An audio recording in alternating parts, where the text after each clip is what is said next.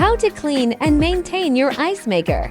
First, plug in your ice maker, and the power indicator will flash green light. Take out the ice basket and pour some potable water into the water tank.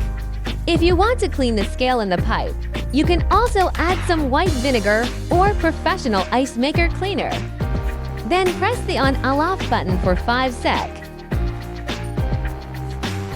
The add water and IC full flash alternately.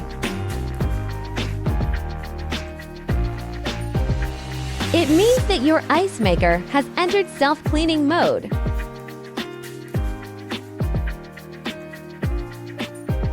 The self-cleaning mode will take 30 minutes.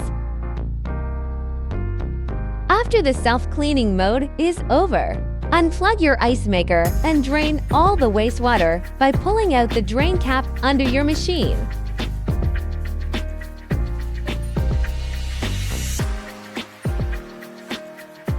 After draining, please insert the drain cap in place to avoid leakage in use.